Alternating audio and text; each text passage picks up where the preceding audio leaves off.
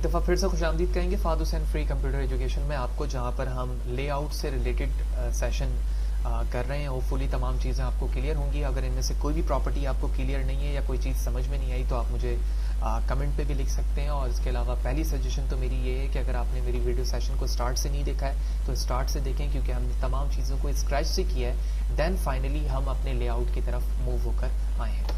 तो previous session तक हमने यूआई को यहाँ तक कंप्लीट कर लिया था। Now it's time to move ahead.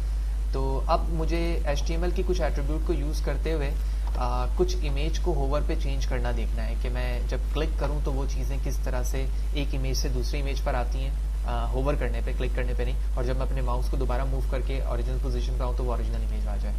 तो ये हमारा बेसिक टेम्पलेट था। मैंने इसे कॉपी किया। कॉपी करने के बाद नीचे पेस्ट करूँगा और ये इनर पार्ट है, मैं इसे यहाँ से डिलीट कर देता हूँ।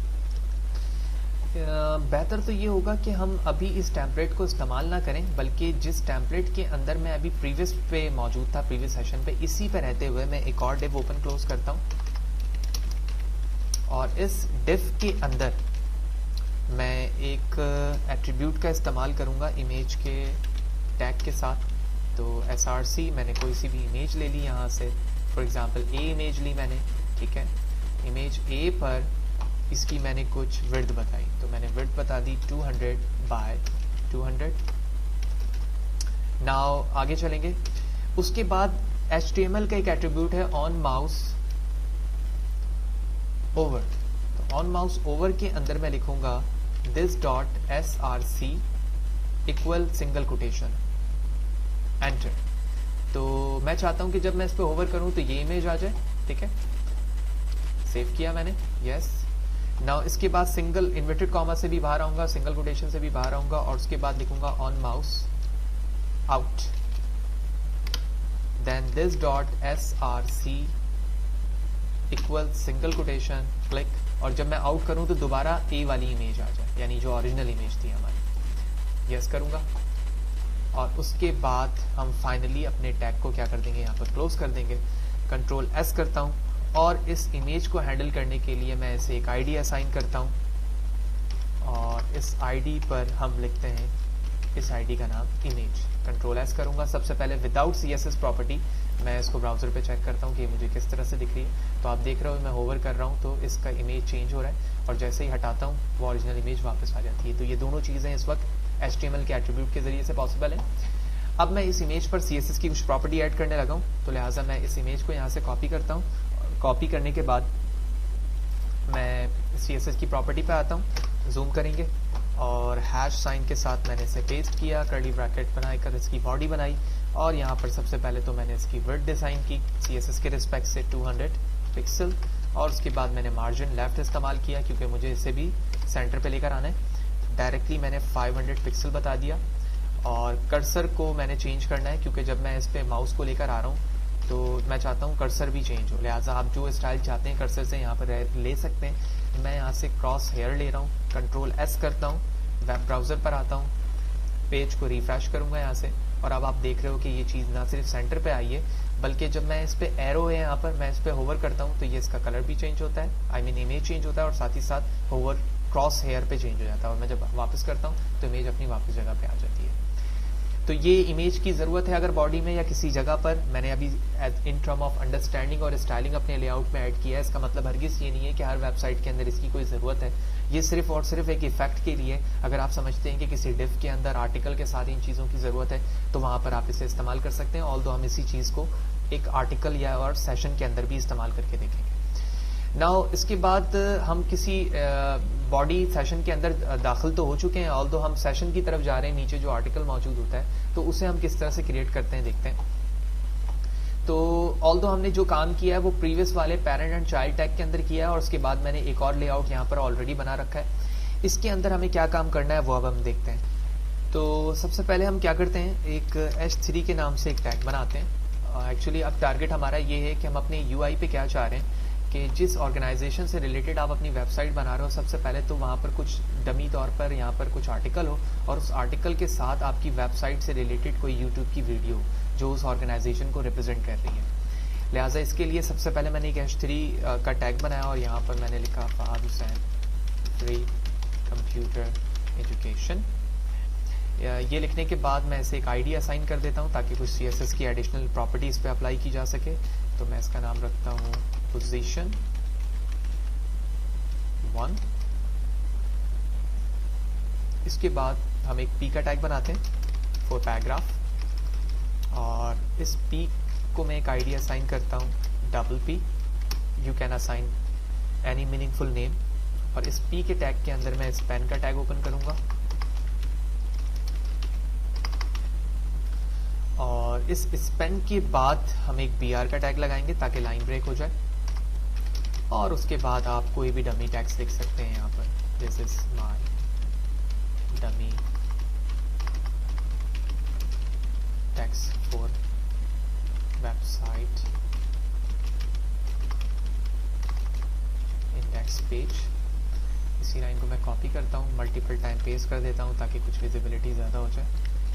Excuse me about that.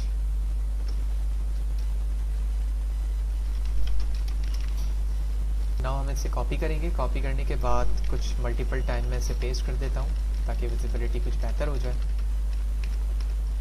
Control S करते हैं। नाउ इस स्पेन के टैग को लेने की वजह यह है कि मैं इसको सेपरेटली हैंडल करना चाह रहा था। इसके अंदर हेडिंग तो मैं यहाँ पे लिखता हूँ फहाद हुसैन डमी वेबसाइट।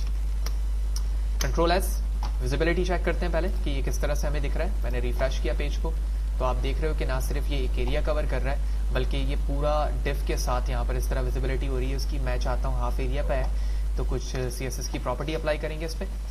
तो यहाँ तक करने के बाद सबसे पहले मैं पूरा UI क्रिएट कर लेता हूँ। उसके बाद मैं फ्लोट राइट या लेफ्ट करके आई फ्रेम को टैग को राइट हैंड पे लेकर आऊँगा। तो आई फ्रेम का टैग क्या काम करता है और इसे हम किस तरह से इम्बेंड करवा सकते हैं। अगर आप अपनी वेबसाइट के अंदर किसी और वेबसाइट का व्यू दिखाना चाहते हैं तो उसके लिए आप आई फ्रेम का टैग का इस्तेमाल करते हैं। और अगर कोई ऑलरेडी वेबसाइट या वीडियो यूट्यूब पर मौजूद है तो आप उसे किस तरह से लाकर डायरेक्टली अपनी वेबसाइट का पार्ट बना सकते हैं। उसके लिए आपने क्या करना होगा, सबसे पहले आप यूट्यूब पर आएंगे और मैं यहाँ पे लिखता हूँ Fahad Hussain free computer education.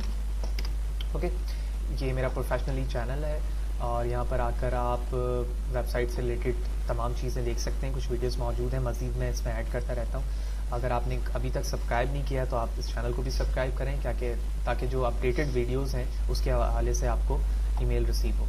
तो मैं इन वीडियो पे चलता हूँ और यहाँ से किसी एक वीडियो को चूज़ कर लेता हूँ जो मुझे इन्वेंट करवानी है।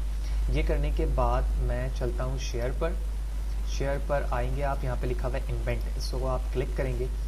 और क्लिक करने के बाद अगर आप देखें तो ये पूरा आई फ्रेम का टैग है जो कि इस वक्त सेलेक्ट हुआ है। मैंने कंट्रोल C प्रेस किया।